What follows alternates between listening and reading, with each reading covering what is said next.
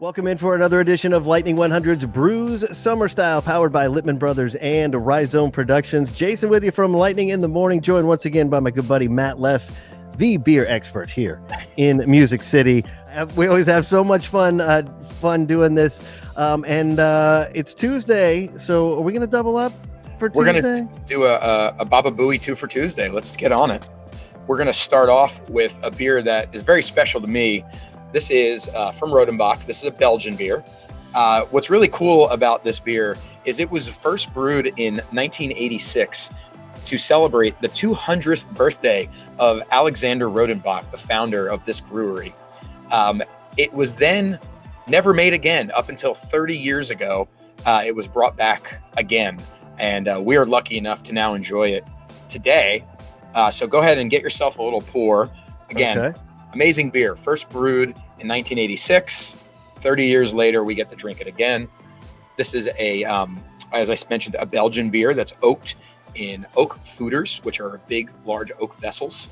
And it sits there for quite a long time. And then they add cherries and funky yeast strains from the Belgian area, the area of Belgium where the beer is produced. So let's give it a quick taste. All right. First thing up front, lots of cherry. Really delicious. Sour cherry. Oh yeah, definitely. So this is like I said, a Flanders red ale with sour cherries added to the beer, and you get a lot of that woodiness. And this beer spends quite a bit of time on oak, as I mentioned earlier, which really imparts a unique flavor and also a bit of a dryness on the finish of the beer, which you would not expect given how much cherry flavor you get on that first sip. So really wonderful beer. This comes in 4-pack, 12-ounce bottles. You'll definitely look for this in your liquor and beer stores, not a supermarket find. But great beer from Roeselare, Belgium, Rodenbach Alexander. I'm going to take another sip, and then we can jump to our next Belgian beer, also from Belgium. Right. I've got another question while you're taking that sip. When they age it in the oak like that, yes. Does it depend on the particular brew? As far as how long the aging process, how long they let it sit. Well, so all the oak vessels that they use at Rodenbach are the same in terms of the type of wood. Some of them are probably older than others. Keep in mind, this is a very old brewery, but this specific beer, the Alexander, spends 24 months in oak barrels. And of course, they taste it along the way to make sure it's going in the right direction. Maybe they have to pull it out a little earlier. Maybe it has to spin a little bit longer, but it is generally in oak for at least 2 years. So it spends a lot of time, and it allows it to create these very unique and rich flavors that you get from tasting it. Yeah, that's amazing. And I really like the sour cherry in there as well. All right, so we've got another Belgian here. We do. So we're going to another great Belgian brewery, Duvel. They're one of the largest Belgian breweries in the United States, or that distributes in the United States, or imports, I should say.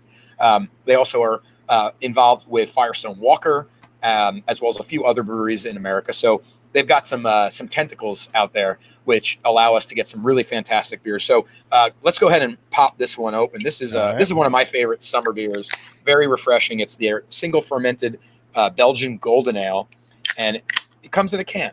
And I think for everybody who's been listening to our shows now for, I guess, the past 2-3 years, I think you've kind of seen everything shift to cans, which is fantastic for people who are going to the beach, going out on boats. You don't want to bring glass with you. It's a little bit dangerous. It's heavy. Cans are great. And you're seeing so many amazing beers make the jump to cans. And some beers can't go in a can, but many can. And this is a great example. A lot easier to recycle too. That too, super recyclable.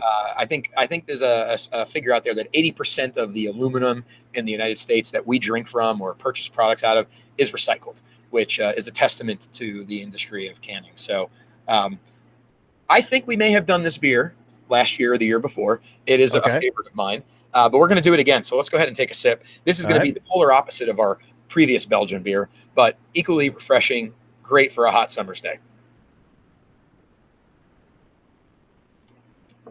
That's so good. So cool thing about Belgian golden ales, you get a little bit of almost like a spice character from the yeast that they use to make it.